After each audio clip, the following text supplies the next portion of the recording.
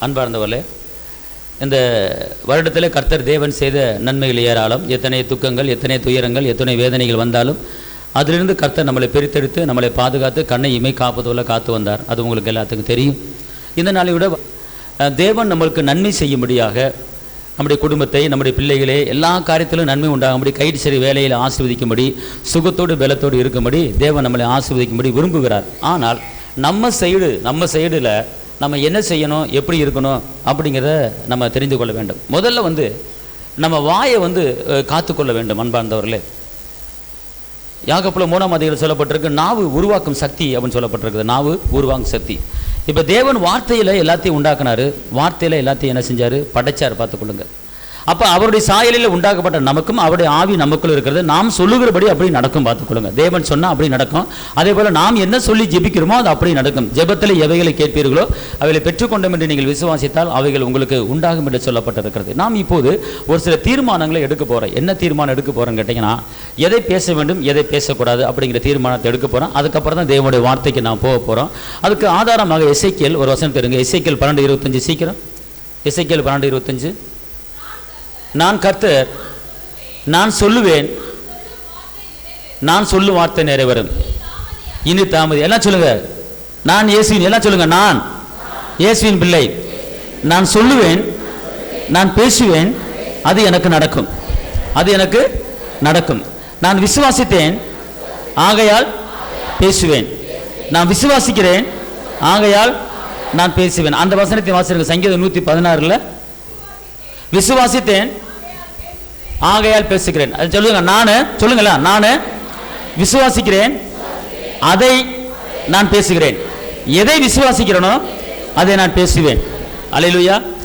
இப்போ இந்த மாதத்தில் உங்கள் பிள்ளைகளுக்கு ஒரு நல்ல காரியம் நடக்க போகுது அப்படின்னு வச்சுக்கொள்ளுங்களேன். அதை நீங்கள் விசுவாசிக்கணும். விசுவாசிச்சுட்டு அதை என்ன செய்யணும், நீங்கள் பேசணும். அல்லேலூயா சொல்லுங்க. இப்போ இந்த வருஷத்தில் நான் கரணை அடைக்க போகிறேன் அப்படிங்கிற விசுவாசம் உங்களுக்கு இருக்குன்னா அதை நீங்கள் என்ன செய்யணும், அதை பேசணும். ஓகே, அல்லேலூயா சொல்லுங்க. வசனம் சொல்லுதா, சொல்ல விசுவாசித்த நாகையால் என்ன செய்கிறேன், பேசினேன். அல்லேலூயா. ஒன்றும் இல்லைங்க, ஒரு குடும்பத்தில் கல்யாணம் 7-8 வருஷம் ஆச்சு, கற்பத்துக்கணி கிடையாது. நான் இன்னைக்கு பேசிக்கிட்டே இருங்க, கற்பத்துக்கணி உண்டாவதாக இயேசுவின் நாமத்தில் பேசிக்கிட்டே இருங்க அப்படின்னு விசுவாசமாக பேசுங்க. மாசமாக இருக்கிறவங்க எப்படி இருப்பாங்க, அப்படி ஒரு பார்வையை பாருங்க, பேசுங்க, பாருங்க, பேசுங்க, பாருங்க, பேசுங்க. அப்படி தான் செஞ்சாங்க. எந்த ஒரு ட்ரீட்மெண்ட் எடுக்கல. கர்த்தர் கற்பத்தை கனியை கொடுத்தாரு, பேசினால். அல்லேலூயா. அதான் விசுவாசித்தேன், பேசினேன். அல்லேலூயா. ஆமென் சொல்லுங்க. அல்லேலூயா. அப்போ நன்மையான காரியங்களை மட்டும்தான் நீங்கள் என்ன செய்யணும், பேசணும். தீமையான காரியங்களை பேசக்கூடாது. யாத்ரா 34:12. சீக்கிரம் யாத்ரா 34:12. யாத்ரா 34:12. நீ போய் சேருகிற ஊர்ல, சேருகிற தேசத்துல, வேலை பார்க்கிற இடத்துல, இருக்கிற இடத்துல எந்த உடன்படிக்கையும் பண்ணாதபடிக்கு எச்சரிக்கையாயிரு, ஜாக்கிரதையாயிரு. பண்ணினா அது உனக்கு கண்ணியா இருக்கும். கண்ணி என்பது இங்க இருங்க, கண்ணி என்பது ஒரு பிரச்சனைக்குள்ளே மாட்டுவது. கண்ணி என்பது ஒரு சிக்கலுக்குள்ளே மாட்டுவது. கண்ணி என்பது ஒரு துக்கத்துக்குள்ளே மாட்டுவது, ஒரு பள்ளத்துக்குள்ளே விழுவது. அதுக்கு பேர் தான் கண்ணி. அப்ப ஒரு மனிதனுக்கு எப்படி கண்ணி வருகிறது, ஒரு மனிதனுக்கு எப்ப பிரச்சனை வருகிறது, ஒரு மனிதனுக்கு எப்ப போராட்டம் வருகிறது, ஒரு மனிதனுக்கு எப்ப தடை வருது அப்படின்னு கேட்டா, அவனுடைய வாயின் மூலமாக, அவன் உடன்படிக்கை பண்ணுவது மூலமாக, அவன் பிராமிஸ் பண்ணுவது மூலமாக, அவன் சத்தியம் பண்ணுவது மூலமாக அவனுக்கு என்ன கண்ணி வருகிறது. அதனால இப்ப நீங்க எதை பேச வேண்டும் அதை மட்டும் தான் பேச வேண்டும். மற்ற காரியத்தை எதுவும் பேசக்கூடாது. அல்லேலூயா. போற இடத்துல நீங்க என்ன செய்யக்கூடாது, பிராமிஸ் பண்ணக்கூடாது, உடன்படிக்கை பண்ணக்கூடாது. நான் இதை செய்வேன், இதை நான் கொடுப்பேன், இதை நான் தருவேன், நான் இருக்கேன், நீங்க ஒன்றும் கவலைப்படாதீங்க, நான் இருக்கும்போது உங்களுக்கு ஏன் கவலை அப்படின்னு மட்டும் என்ன செய்யாதீங்க, சொல்லாதீங்க. அல்லேலூயா. கர்த்தர் இருக்கிறாரு, கவலைப்படாதீங்க அப்படி சொல்லுங்க. நான் இருக்கேன், கவலைப்படாத அப்படி சொல்லாதீங்க. கட்னம் மனைவிட்ட கூட நீ ஏமா கவலைப்படுற, நான் இருக்கமா, நான் உன்னை பார்த்துக்கோமா, கடைசி வரைக்கும் உன் கூட இருக்குமா, நீ கவலைப்படாதமா அப்படின்னு புருஷன் கட்டின பொண்டாட்டி கூட சொல்லக்கூடாது. நீ ஒன்னும் கவலைப்படாதமா, கர்த்தர் உன் கூட இருக்கார், கர்த்தர் நடத்த வருமா அப்படி கர்த்தரை தான் மகிமைப்படுத்தி சொல்ல வேண்டுமே தவிர நான் என்று சொல்லக்கூடாது. அல்லேலூயா. அவர் தான் நடத்துகிறவர், அவர் தான் தாங்குகிறவர், அவர் தான் ஏந்துகிறவர். அப்படின்னா கர்த்தர் தான் நடத்துவர். நான் இருக்கேன், நான் பார்த்துக்கிறேன். நம்ம ஒரு சரீரத்துக்கு, பலவீனமான ஒரு சரீரத்துக்கு நம்ம சுகத்தை கொடுக்க முடியுமா? ஒரு இழந்து போன கையை திருப்பி நம்ம கையை கொடுக்க முடியுமா? இழந்து போன கால திருப்பி நம்ம கொடுக்க முடியுமா? ஆனால் கர்த்தர் இழந்து போன கால திருப்பி கொடுக்க வல்லவராக இருக்கிறார். இழந்து போன கையை திருப்பி கொடுக்கிற வல்லவராக இருக்கிறார். அப்ப அவருக்கு தான் கடன் மகிமை செலுத்த வேண்டுமே தவிர நான் செய்வேன், நான் கொடுப்பேன் அப்படி என்று நம்ம சொல்லக்கூடாது. எல்லாம் அவர் தான், முதல் முடிவும் ஆதி அந்தமும் அவர் தான்.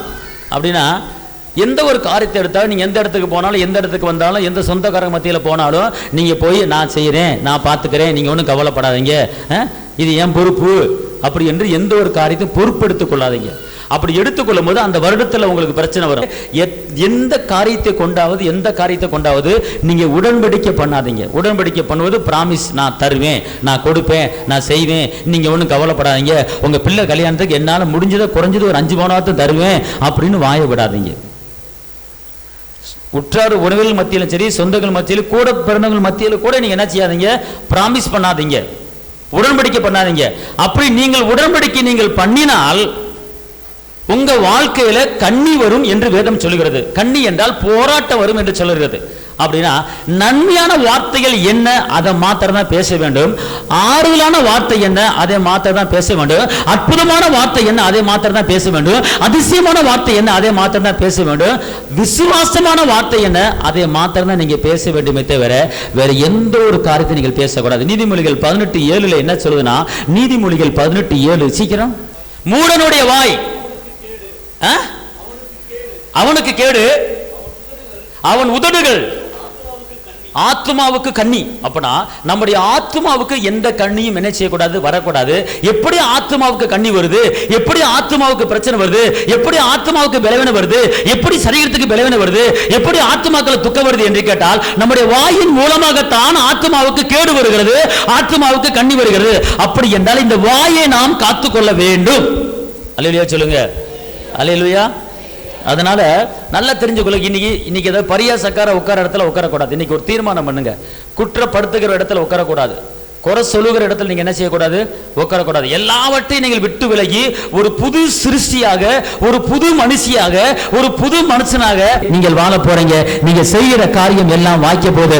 தடைப்பட்ட திருமண காரியம் கைவிடி வரப்போகுது, கற்பத்துக்கு நீங்க உண்டாக போகுது. அதுக்கு மூல காரணம் என்னன்னு கேட்டீங்கன்னா உங்க வாயை சரியான முறையில் பயன்படுத்த வேண்டும். அல்லேலூயா.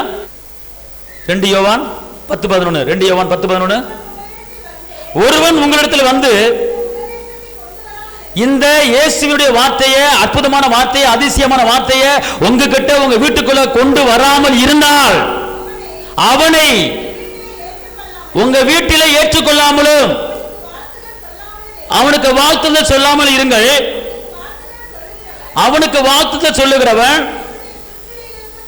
அவருடைய துர்க்கோயனுக்கு துர்க்கிரியைகளுக்கு பங்குள்ளவனா இருக்கிறான். அதாவது தேவனுக்கு விரோதமா யார் பேசுகிறார்களோ இந்த நல்ல வார்த்தையை, இந்த அற்புதமான வார்த்தையை, இந்த இயேசுவின் சுவிசேஷத்தை உங்க வீட்டுக்கு கொண்டு வராமல் இயேசுவை மறுதலிக்கக்கூடிய வார்த்தை, அவிசுவாசமான வார்த்தை, துக்கமான வார்த்தை, உங்க மனதுக்கு வேதனைப்படுகிற வார்த்தையை யார் உங்க வீட்டுக்குள்ள உங்களுக்குள்ள கொண்டு வருகிறார்களோ, உங்களிடத்தில் பேசுகிறார்களோ அவர்களை அடுத்தபடியாக உங்க வீட்டுக்குள்ள ஏற்றக்கூடாது. எந்த ஊழியரையோ குறை பேசுகிறோம், எந்த விசுவாசியை குறை பேசுகிறோம், உலகத்தில் இருக்கிற எல்லா காரியம், ஊருக்கதை, உலகத்தை குற்றப்படுத்துகிற காரியங்களை யாரு பேசுகிறார்களோ அவர்களை உங்க வீட்டுக்குள்ள ஏற்றக்கூடாது. அவர்கள் வீட்டுக்குள்ள ஏற்றக்கூடாது. எந்த ஊழியரை பத்தி குறை சொல்லக்கூடாது. ஊழியரை குறை சொல்லுகிற எந்த நபராக இருந்தாலும் வீட்டுக்கு வாசப்படி விட்டு வெளியே அனுப்பிடுங்க. அப்படி நீங்க வெளியே அனுப்பாமல் உங்க வீட்டுக்குள்ள உட்கார வச்சீங்கன்னா வெளிப்படுத்தல சொல்லப்பட்டிருக்கு, குற்றப்படுத்துகிற பிசாசு. ஒரு மனிதனுக்குள்ள ஒரு ஆவி நுழைந்து அதை குற்றப்படுத்தும்படி, குறை சொல்லும்படியாக அது ஏவி கொண்டு இருக்கிறது. அந்த ஆவிக்கு பேரு குற்றப்படுத்துகிற ஆவி, குறை சொல்லுகிற ஆவி. அந்த ஆவியோட யாராவது உங்க வீட்டுக்குள்ள வந்தா அவனை ஏற்றுக்கொள்ளாமலோ அவனுக்கு வாழ்த்து சொல்லாமலும் இருக்க வேண்டும் என்று வேதம் சொல்லுகிறது. அப்போது பரியாசக்கார உட்கார இடத்துல நல்லவர்கள் மத்தியிலே நீங்கள் உட்கார வேண்டும். நல்லா தெரிஞ்சுக்கொள்ளுங்க, இதெல்லாம் நீங்க கடைபிடிக்க வேண்டும். இதை சரியான முறையில் கடைபிடித்து நீங்கள் நடந்தால் உங்க வாழ்க்கையில் எந்த உபத்திரமும் வராது, எந்த கஷ்டம் வராது. எதை பத்தி கவலைப்படாதே. மலைகள் விலகினாலும் பர்வதங்கள் நிலை பெயர்ந்து போனாலும் நான் உனக்கு பண்ணின உடன்படிக்கை நான் என்ன செய்ய மாட்டேன், மாற மாட்டேன் என்று சொல்லுகிறார். அல்லேலூயா, அல்லேலூயா. என் வாய் மீறாவிட காவலை என்று சொல்லுவார். இப்போ நம்ம எல்லாம் ஒரு தீர்மானம் எடுப்போம். எல்லாம் வலது கையை நீட்டுங்க, சொல்லுங்க. இயேசுவே, இனிமேல் உமக்கு விரோதமான எந்த தவறான வார்த்தைகளையும் அவிவிசுவாசமான வார்த்தைகளையும் நான் பேச மாட்டேன். ஒரு வாயிலிருந்து நல்ல வார்த்தையும் கெட்ட வார்த்தையும் வராது. ஒரு ஊற்றுக்கல்லிருந்து நல்ல தண்ணியும் உப்பு தண்ணியும் வராது. அதே போல என் வாயில நல்ல வார்த்தைகள் மாத்திரம்தான் வரும். குறை சொல்வதோ குற்றப்படுத்துவதோ அவிவிசுவாசப்படுவதோ என் வாயில வராது. என் வாயில அற்புதமான வார்த்தை, அதிசயமான வார்த்தை, இயேசுவின் வார்த்தை, அது மாத்திரம்தான் வரும். தேவையில்லாமல் நான் பேச மாட்டேன். புதிய காரியம் நடப்பதற்கு தகப்பனே என்னை தகுதிப்படுத்துகிறேன். இந்த ஆண்டிலே உமக்கு விரோதமான காரியங்களை நான் பேசியிருப்பேன். ஆனால் என்னை மன்னித்து ஏசையா நாவை தேவதூதன் நெருப்பில் சுட்டெடுத்து பரிசுத்தப்படுத்தினது போல என்னுடைய நாவையும் பரிசுத்தப்படுத்துங்க.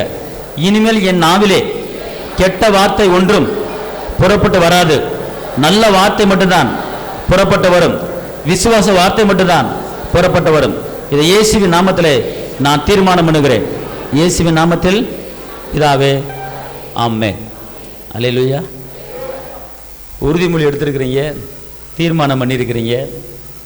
சபையில், ஆலயத்தில் எந்த ஒரு அவிவிசுவாசமான வார்த்தைகளும் உங்கள் வாயில் இனிமேல் என்ன செய்யக்கூடாது, வரக்கூடாது.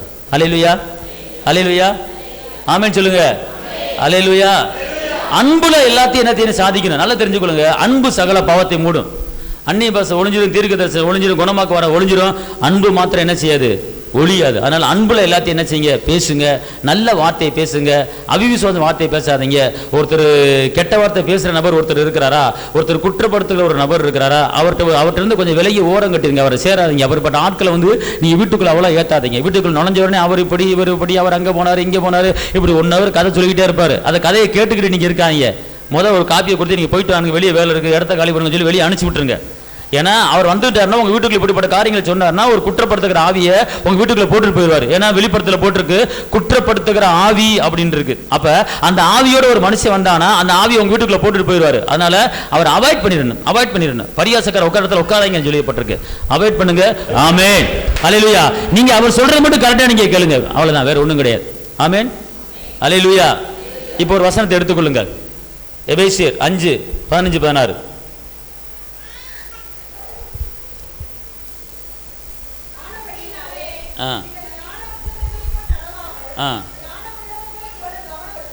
நாட்கள் பொல்லாதவனை ஆளதால் நீங்க என்ன செய்யுங்க, காலத்தை என்ன செய்யணுமா? அன்பார்ந்தவர்களை நல்லா தெரிஞ்சுக்கொள்ளுங்க. இந்த காலம் ஒரு பொல்லாத ஒரு காலம். இந்த காலம் ஒரு பொல்லாத ஒரு காலம். இந்த காலம் ஒரு மனிதனை வாழ வைப்பதற்கு உதவி செய்யாது. ஒரு மனிதனை உயர்த்துவதற்கு இந்த காலம் உதவி செய்யாது. ஒரு மனிதன் கெட்டு போவதற்கு, ஒரு மனிதன் ஒண்ணுமனம் ஆவதற்கு, ஒரு மனிதனை ஒரு குடிகாரன் ஆக்குவதற்கு, ஒரு மனிதனை போதை வசதி கொடுத்து பயன்படுத்துவதற்கு, அப்படித்தான் காலங்கள் ஓடிக்கொண்டிருக்கிறது, காலங்கள் எழும்பிக் கொண்டிருக்கிறது.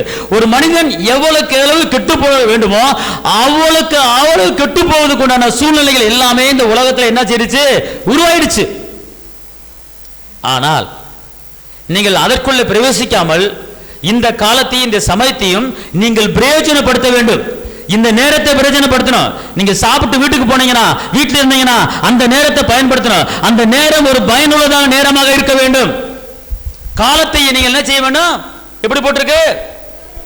காலத்தை நாட்கள் பொல்லாதவர்கள் காலத்தை நீங்கள் ஞானம் மற்றவர்களை போல நடவாமல் ஞானம் உள்ளவர்களை போல கவனமாய் நடந்து கொள்ள பார்த்து அருமான சகோதர சகோதரிகளே, நீங்க ஒரு ஏனதானோ என்று ஒரு வாழ்க்கையை வாழ்கிற ஒரு காலம் இந்த காலம் கிடையாது. ஞானமாக ஜாக்கிரதையாக நடக்க வேண்டிய ஒரு காலம். உங்கள் பிள்ளைகளை ஜாக்கிரதையாக வளர்க்க வேண்டிய ஒரு காலம். உங்கள் பிள்ளைகளை ஜாக்கிரதையாக நடத்த வேண்டிய ஒரு காலம். ஏன்னா எவனை விழுங்கலாம் என்று வகை தேடி கொண்டிருக்கிறான். அப்படி என்றால் இந்த காலத்தை நீங்கள் பிரயோஜனப்படுத்திக் கொள்ள வேண்டும். நீங்க நேரத்தை பிரயோஜனப்படுத்திக் கொள்ள வேண்டும். இந்த நேரத்தை களியாட்டத்துக்கும் உலகப்பரமான வாழ்க்கைக்கும் தேவனுக்கு விரோதமான அருவருப்பான காரியங்களுக்கும் இந்த காலத்தை, இந்த நேரத்தை, இந்த சமயத்தை நாம் எக்காரணத்தை கொண்டும் பயன்படுத்தக்கூடாது. அது அந்த பாதை, அந்த வழி, அது நமக்கு நரகத்துக்கு கொண்டு போய்விடும். நன்மையான காரியங்களுக்கு என்னவோ அதுக்காகத்தான் இந்த காலத்தை, நேரத்தை பயன்படுத்த வேண்டுமே தவிர வேற எந்த ஒரு காரியத்துக்கு நம்ம பயன்படுத்த காலத்தை பிரயோஜனப்படுத்திக் கொள்ளுங்கள். காலத்தை பிரயோஜனப்படுத்திக் கொள்ளுங்கள். யோவான் 9:4 சொல்லுது. யோவான் 9:4 வாசிங்க.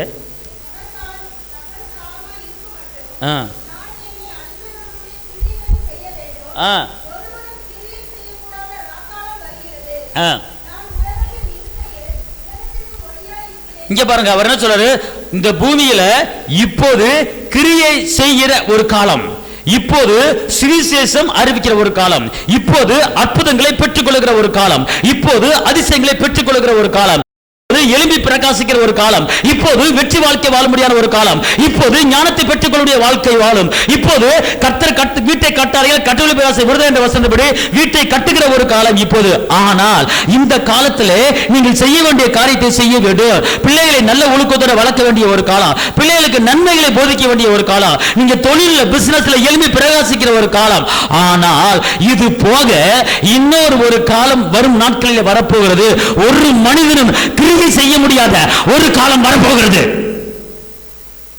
ஒரு அற்புதத்தை கண்ணால பார்க்க முடியாது, அப்படிப்பட்ட ஒரு காலம் வரப்போகிறது.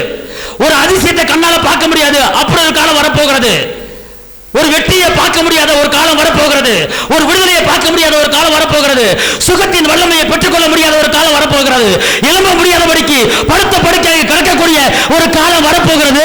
அந்த காலத்துக்குள்ளே நீ பிரவேசிக்காமல் இந்த காலத்திலேயே இப்போதே எல்லா காரியத்தையும் பெற்றுக்கொள்ளும்படியாக, எல்லா வல்லமைகளை பெற்றுக்கொள்ளும்படியாக, எல்லா பலனையை பெற்றுக்கொள்ளும்படியாக, எல்லா அற்புதங்களை பெற்றுக்கொள்ளும்படியாக, எல்லா அதிசயங்களை பெற்றுக்கொள்ளும்படியாக, பரலோகத்துக்கு போகக்கூடிய எல்லா காரியங்களையும் இப்போது பெற்றுக்கொள்ளும்படியான இப்போது ஒரு காலத்தை, இப்போது ஒரு தருணத்தை, இப்போது சமயத்தை உங்களுக்கு நினைக்கும் கர்த்தர் இந்த நேரத்தை கொடுத்திருக்கிறார். இந்த நேரத்தை பயன்படுத்தாமல் உலகப்பிரமான வாழ்க்கைக்கு பயன்படுத்தும் போது ஒரு ராக்காலம் ஒன்று வருகிறது. அந்த ராக்காலத்தில் ஒரு கிரியை செய்ய முடியாத ஒரு அநியாயமான ஒரு அட்டுழியமான ஒரு காலம் வரப்போகுது. அதில் நீ பிரவேசிக்காமல் இருப்பதற்கு இந்த காலத்திலேயே இந்த நேரத்திலேயே நீ என்ன செய்ய, கர்த்தர் சமூகத்திலே கூடி வந்துவிடு, அவரை நாடி என்றவர் சொல்லுகிறார். நாட்கள் யாக்கோபு 4:14 சொல்லுகிறது, நாட்கள் புகையை போல ஓடிவிடும். வாசிங்க யாக்கோபு 4:14 சீக்கிரம். நாளைக்கு நடப்பது உங்களுக்கு தெரியாது. உங்கள் ஜீவன் எப்படிப்பட்டது? கொஞ்ச காலம் தோன்றி புகையை, கொஞ்ச காலம் தோன்றி அப்புறம் என்ன செய்ய போகுது? இங்க பாருங்க, நாளைய தினத்தை குறித்து நீங்க என்ன செய்யக்கூடாது? கவலைப்படக்கூடாது. நாளைய தினத்தை குறித்து நாதன் இயேசு எல்லாம் பார்த்துக் கொள்வார், எல்லாம் பார்த்துக் கொள்வார். எல்லாம் சொல்லுங்க, நாளைய தினத்தை குறித்து நான் கவலைப்பட மாட்டேன். இங்க பாருங்க, அன்னன்னைக்கு அன்றுள்ள அப்பத்தை கர்த்தர் கொடுக்கிறாரா கொடுக்கலையா? கொடுக்கிறான்னு சொல்றவங்க, கொடுக்கிறாருன்னா கொடுங்கன்னு சொல்லுங்க. கர்த்தர் கொடுக்கிறான்னு சொல்லுங்க, மையப்படுத்துங்க அவரை. கர்த்தர் கொடுக்கிறாரு. இங்க இருங்க, நான் என்ன சொல்ல தெரியுமா, நாளைக்கு அடுத்த வருஷத்துக்கு நான் இப்ப சேர்த்து வைக்கிறேன், அடுத்த வருஷத்துக்கு இப்ப நான் அதை பண்ணி வைக்கிறேன். நல்லா தெரிஞ்சுக்கொள்ளுங்க, ஒரு மனுஷன் இருந்தான், அவன் நிறைய நெல்லு கதிரு தானியத்தை என்ன பண்ணா, களஞ்சியத்தை கட்டி என்ன பண்ணா, களஞ்சி குடோன்னு என்ன செய்யறான், கட்டுறான். கட்டி அந்த களஞ்சியத்தில் எல்லாத்தையும் தானியத்தில் சேர்த்து வச்சான். பார்த்துக்கொள்ளுங்க. சேர்த்து வச்சுட்டு அவன் சொல்றான், ஆத்மாவை சொல்றான், நான் கடைசி காலத்தில் நான் இளைப்பாறுவதற்கு இதை பூரா சேர்த்து வைக்கிறேன் அப்படின்னு சொன்னானா சொல்லலையா? படிச்சிருக்கீங்களா? உடனே இதை கேட்டுக்கிட்டு இருந்த அம்மா ஏசப்பா சொன்னாரு, அட பாவி, இன்னைக்கு நைட்டே உன் உயிர் எடுக்கிறேன்டா, என்னடா செய்ய போற? நீ எப்போ 10 வருஷத்துக்கு முன்னால உன் ஆத்மா இலைப்பாறதுக்கு, உன் ஜரிகரை இலைப்பாறதுக்கு களஞ்சியத்தை கட்டி தானியத்தை சேர்த்து வச்சு, நகையை சேர்த்து வச்சு, நட்டை சேர்த்து வச்சு, வீடை சேர்த்து வச்சு வச்சிருக்கிற நல்லது. அதை அனுபவிக்கிறதுக்கு உன்னால உயிரோட இருக்க முடியாது. இன்னைக்கு நைட்டு உன் உயிர் போக போது என்ன செய்ய போற கேட்டாரு அப்பா ஏசப்பா. படிச்சிருக்கீங்களா வேதத்துல? இதே கதிதான் நம்மளுக்கும். அல்லேலூயா. அதனால தானியத்தை கட்டணும், குடோனை கட்டணும் நினைக்காதீங்க. நான் என்ன சொல்றேன், நீங்க அவரை தேடுங்க, குடோனை ஆட்டோமேட்டிக்கா அவர் உங்களுக்கு கட்டி கொடுத்துருவாரு. நீங்க குடோனை கட்ட வேண்டியது இல்லை. உங்க பிள்ளைகளை அவர் பார்த்துக்குவாரு. உங்க பிள்ளைகளுக்கு இப்பவே டெபாசிட் பண்ணி வைக்கிற, இப்பவே என் பிள்ளைக்கு இவனுக்கு ஒரு வீடு, அவனுக்கு ஒரு வீடு, அவனுக்கு ஒரு வீடு, அதெல்லாம் கர்த்தர் பார்த்துக்குவாரு. உன் பிள்ளைகளை கர்த்தரை தேடுவதில்லை, கர்த்தரை தேடுவதில்லை, கர்த்தரை ஆராதிப்பதில்லை, கர்த்தருக்கு முக்கியத்துவம் கொடுப்பதில்லை, கவனமா அந்த பிள்ளைகளை நடத்தும் போது நீ கட்டி கொடுக்கிற வீட்டை காட்டில அவர் பங்களா விட உனக்கு கட்டி கொடுத்துருவார். உன் பிள்ளைகளுக்கு நீ சும்மா தும்மாந்து கட்டி கொடுப்ப, அவர் பெருசா உன் பிள்ளைகளுக்கு கட்டி கொடுக்க போதுமானவராக இருக்கிறார். அல்லேலூயா. அதனால தாய்மார்க அடுத்த வருஷத்துக்கு என் பிள்ளைக்கு என்ன செய்ய போறேன்னு தெரியல, பேசக்கூடாது. என் பிள்ளைக்கு அடுத்த வருஷம் கல்யாணம் பண்ணி வைக்கலாம்னு நினைச்சிருக்கேன், என்ன செய்யறேன்னு தெரியல, பேசக்கூடாது. என் தகப்பன் இயேசு எல்லாம் பார்த்து கொள்வார். அல்லேலூயா சொல்லுங்க. அல்லேலூயா. அவர் ஜெபத்தை கேட்கிறவர். ஆமென். அல்லேலூயா.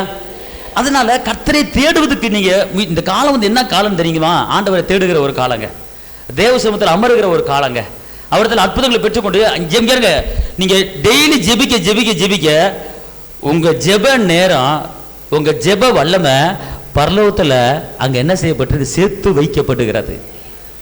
உன் கண்ணீர் எல்லாம் துருத்தியில் வைக்கப்பட்டிருக்கிறது. பரலோகத்துல நீ இந்த பூமியில தேவ சமூகத்தில் உட்கார்ந்து வடிக்கிற ஒவ்வொரு சொட்டு கண்ணீரும் அங்க வாட்டர் பேக்கில் துருத்தியில் பரலோகத்தில் இருக்கு. அந்த கண்ணீர் பரலோகத்தில் பேசும். அதன் மூலமாக உன் குடும்பம் வாழும், உன் பிள்ளைய வாழும், கயிறு செய்கிற வேலை ஆசீர்வாதம் இருக்கு. கடைசியில் பரலோகத்துக்கு நம்ம போக முடியும். அதுக்கு தான் தேவ சமூகத்தில் என்ன செய்யணும்? கிட்டி சேர வேண்டும். ஆமென் சொல்லுங்க. அல்லேலூயா. சரி, காலத்தை பயன்படுத்த வேண்டும். இந்த காலத்தை பிரயோஜனப்படுத்த வேண்டும். எப்படி பிரயோஜனப்படுத்துவது? எபேசியர் 6:18. எபேசியர் 6:18. எந்த சமயத்திலும் சகல விதமான வேண்டுதலோடு விண்ணப்பத்தோடு ஆவியினாலே, எந்த சமயம் போட்டிருக்கா? போட்டிருக்க போல எந்த சமயம், அதாவது காலத்தையும் சமயத்தையும் பயன்படுத்தணும். அப்படின்னா எந்த சமயத்தில் சகல விதமான வேண்டுதலோடு, அதாவது ஒரு வேண்டுதல் இல்ல, ரெண்டு வேண்டுதல் இல்ல, சகல விதமான வேண்டுதலோடு. எப்படின்னா உங்க குடும்பத்துக்கு ஜெபிக்கணும், உங்க பிள்ளைகளுக்கு ஜெபிக்கணும், உங்க தொழிலுக்கு ஜெபிக்கணும், உங்க வீட்டுக்காரருக்கு ஜெபிக்கணும், மனைவிக்கு ஜெபிக்கணும், பக்கத்து வீட்டுக்கு ஜெபிக்கணும், எழுத்து வீட்டுக்கு ஜெபிக்கணும், சபைக்கு ஜெபிக்கணும், சபை ஊழியருக்கு ஜெபிக்கணும், டிவி ஊழியருக்கு ஜெபிக்கணும், சுவிசேஷ ஊழியருக்கு ஜெபிக்கணும், டாக்ஸி ஊழியத்துக்கு ஜெபிக்கணும், மிஷனரி ஊழியத்துக்கு ஜெபிக்கணும். எல்லா ஊழியங்களுக்கும் அதுதான் சமயத்திலும் சகல விதமான வேண்டுதலோடு விண்ணப்பத்தோடு ஆவியிலே ஜெபம் பண்ணி. அல்லேலூயா. நம்முடைய ஜெபம் எப்படிப்பட்ட ஜெபமா இருக்குமா? ஆவியிலே ஜெபம் பண்ணுகிறதா இருக்க வேண்டும். இதான் எந்த சமயத்திலும், அதாவது தொழில் பண்ண வேண்டும், பிசினஸ் பண்ண வேண்டும், சம்பாதிக்க வேண்டும், அதுபோக கிடைக்கிற நேரத்தில் பைபிளை படிக்கணும், கர்த்தரை துதிக்கணும், கர்த்தரை ஆராதிக்கணும். அப்படி ஆராதிக்கும் போது பார்த்துக்கொள்ளுங்க, தேவனுடைய பிரசன்னம் உங்க மேல தங்கிடும். உங்களுக்கு நல்ல ஆலோசனை கிடைக்கும், நல்ல வழி இடத்துல கிடைக்கும். இன்னொரு வசனம் 2 தீமோத்தேயு 4:1-4. 2 தீமோத்தேயு 4:1-4.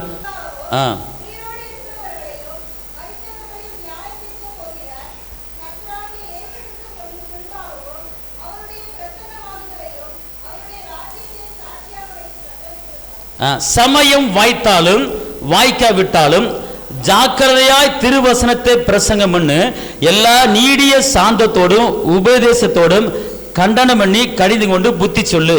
ஏனெனில் அவர்கள் ஆரோக்கியமான உபதேசத்தை பொறுக்க மனதில்லாமல் தங்கள் சுய இச்சைகளுக்கேற்ற போதகர்களை தங்களுக்கு திரளாய் சேர்த்து கொண்டு என சத்தியத்துக்கு செவியை விலக்கி கட்டுக்கதைகளுக்கு சாய்த்து போகும் காலம் வரும். கட்டு கதைகளுக்கு செவியை சாய்த்து போகிற காலம் வரப்போகுது.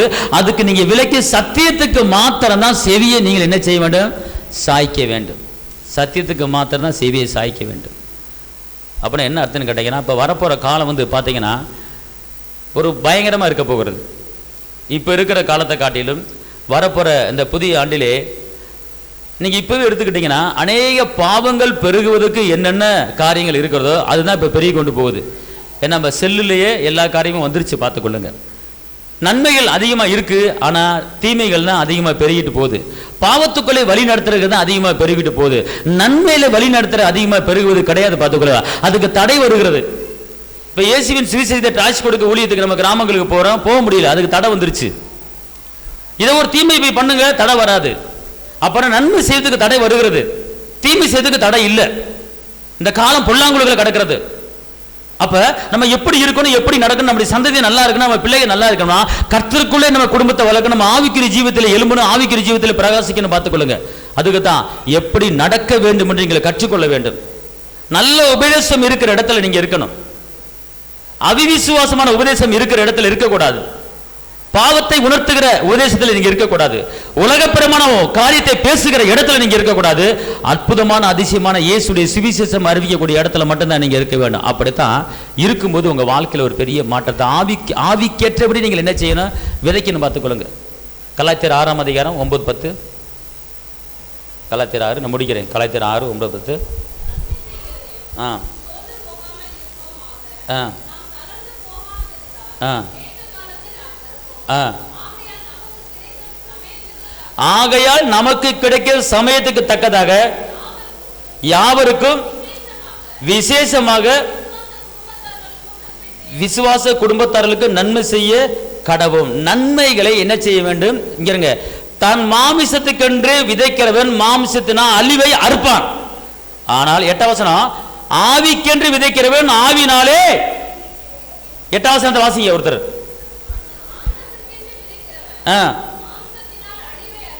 ஆவிக்கென்று விதைக்கிறவன். இப்ப இந்த பூமியில நீங்கள் வாழ்வதற்கு மாமிசத்துக்கென்று ஒரு விதை இருக்கிறது, ஆவிக்கென்று ஒரு விதை இருக்கிறது. அந்த விதை வாயில வருகிற ஒரு வார்த்தை. விதை என்பது வாயினால் வருகிற ஒரு வார்த்தை. அந்த வார்த்தை நீங்க மாமிசத்துக்கு விதைக்கிறீங்களா, ஆவிக்கு விதைக்கிறீங்களா? மாமிசத்துக்கு விதைத்தீங்கன்னா அழிவுக்கு கொண்டு போகும். ஆவிக்குரிய காரியத்தில் விதைச்சீங்கன்னா அது பரலோகத்துக்கு கொண்டு போகும். ஆவிக்குரிய காரியத்தில் விதைச்சீங்கன்னா அது நன்மையை கொண்டு வரும். ஆனால் மாமிசத்துக்கு காரியம் விதைச்சீங்கன்னா அது என்ன செய்யும்? தீமையை கொண்டு வரும். எல்லாம் சொல்லுங்க, இனிமேல் மாமிசத்துக்கு ஏற்றபடி நான் விதைக்க மாட்டேன். இனிமேல் நான் விதைச்சா ஆவிக்கு ஏற்றபடி விதைப்பேன். ஒரு சில பேர் நினைக்கலாம், என்னடா விதைக்கிறேன் விதைக்கிறேன் விதைக்கிறேன்னு இருக்காரு, ஒருவேளை விதையை அள்ளி கூடையில் கொடுக்க போறாரோ? விதைனா என்ன? விதைனா என்னது? லூக்கா 8:11 எல்லாம் சொல்லுங்க. லூக்கா ஏக்கா பக்கத்து அக்கா அக்கா லூக்கா ஒரு பிடிச்ச ஒரு ஆட்டாட்டு, ஒரு ஆட்டாட்டு. ஏக்கா உனக்கு விஷயம் தெரியுமாக்கா? விதைனா என்ன தெரியுமா? ஏக்கா லூக்கா 8:11 விதைனா வார்த்தை. வார்த்தை. உன் வாயை திறந்து வார்த்தைய விதைச்சிரு. எண்ணி 3 மாசத்துல நீ என்ன விதைச்சியோ அதை அறுத்துருவ. ஏன் கவலைப்பட்டு கிடக்க? கையை தட்டி அப்பாவுக்கு நன்றி சொல்லு. அல்லேலூயா, அல்லேலூயா. ஆசீர்வாதம், சுகம், பலன் உங்ககிட்ட தான் இருக்கு. அல்லேலூயா சொல்லுங்க. பக்கத்து அளவு சொல்லி, ஆசீர்வாதமும் சுகமும் உங்ககிட்ட தாத்தா இருக்கு. ஏத்தா மூஞ்சி தொங்க போட்டுக்கிட்டு இருக்க? கர்த்தர் உங்ககிட்ட இருக்கிறாருக்கா. வார்த்தையை விட அது அது அது அது உனக்கு அறுவடை கொடுக்க போகுது. அல்லேலூயா. ஆமென்.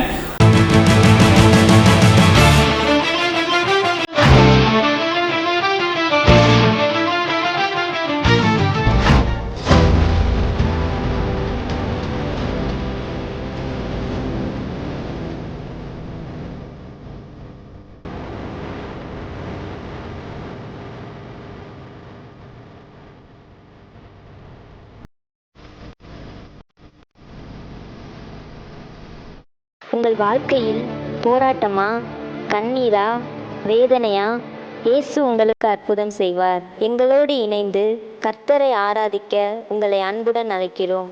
எங்கள் முகவரி: போதகர் சி. ஜீவா, திரியேக தேவ எழுப்புதல் ஆலயம், RS நகர், Allampatti, Virudhunagar. Cell number 9443313673. Email address jiva.boj@gmail.com. ஞாயிறு ஆராதனையின் நேரம் காலை 8:30 மணி முதல் 10:30 மணி வரை. செவ்வாய்க்கிழமை மன்றாட்டின் ஆராதனை மாலை 6:30 மணி முதல் 8 மணி வரை. வெள்ளிக்கிழமை உபவாச கூட்டம் காலை 10 மணி முதல் 12 மணி வரை. மாதத்தின் 1ஆம் தேதி வாக்குத்தத்த ஆராதனை காலை 5 மணி முதல் 7 மணி வரை. கர்த்தர் உங்களை ஆசீர்வதிப்பாராக.